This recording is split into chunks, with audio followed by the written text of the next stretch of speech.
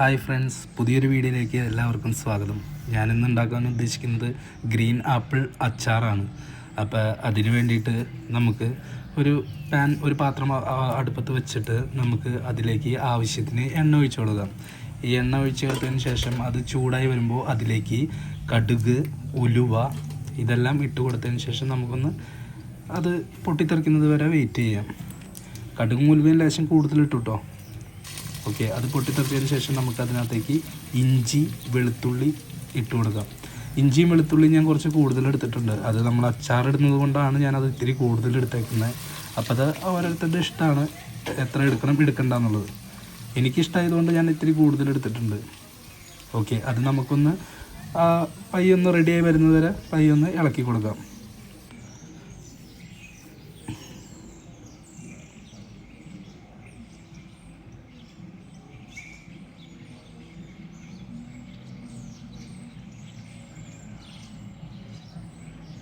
Okay, നമുക്കിനി അതിലേക്ക് ആവശ്യത്തിന് പച്ചമുളക് ഇട്ട് കൊടുക്കാം.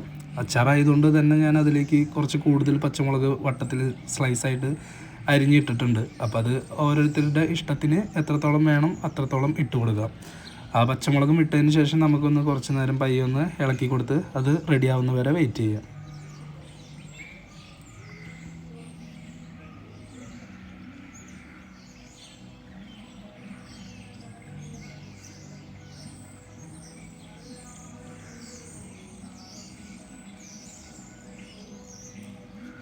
ഓക്കെ, ഇനി അതിലേക്ക് നമുക്ക് ആവശ്യത്തിന് കറിവേപ്പില, അതുപോലെ തന്നെ നമുക്ക് കുറച്ച് സോൾട്ട് ഇട്ട് കൊടുക്കാം. സോൾട്ട് ഞാൻ ഇത്തിരി അധികം കൂടുതൽ ഇട്ടിട്ടുണ്ട്. കാരണം ഇനി ഗ്രീൻ ആപ്പിൾ ഇടുമ്പോൾ അതിനും കൂടി വേണ്ടിയിട്ടുള്ളതാണ് ഞാനിപ്പോൾ ഇട്ട് കൊടുത്തിരിക്കുന്നത്.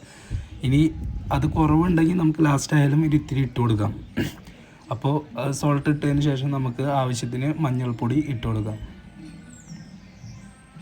മഞ്ഞൾപ്പൊടി ഇട്ടതിന് ശേഷം പയ്യൊന്ന് ഇളക്കി കൊടുത്തതിന് ശേഷം നമുക്ക് അതിനകത്തേക്ക്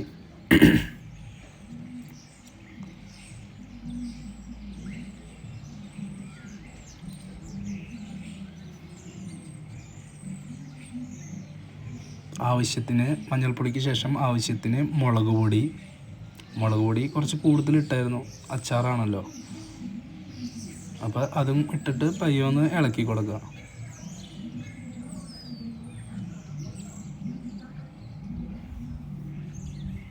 അതിനുശേഷം കുരുമുളക് പൊടിയും നമുക്ക് ആവശ്യത്തിന് ഇട്ട് കൊടുക്കാം. അത് നമുക്ക് എത്രത്തോളം നമ്മൾ എന്താണേലും എന്ത് ഇടുന്നോ അച്ചാർ അതിന് എത്രത്തോളം നമ്മൾ കട്ട് ചെയ്ത് വെച്ചിട്ടുണ്ടോ അപ്പോൾ അതിനനുസരിച്ച് നമുക്കറിയാലോ, അതിനനുസരിച്ച് നമ്മൾ പൊടികൾ ഇട്ടാൽ മതിയാവും. പിന്നെ ഞാൻ വെള്ളം ചൂടാക്കി വെച്ചിരുന്നു. ചൂടുവെള്ളമാണ് ഒഴിക്കേണ്ടത്, പച്ചവെള്ളമല്ല.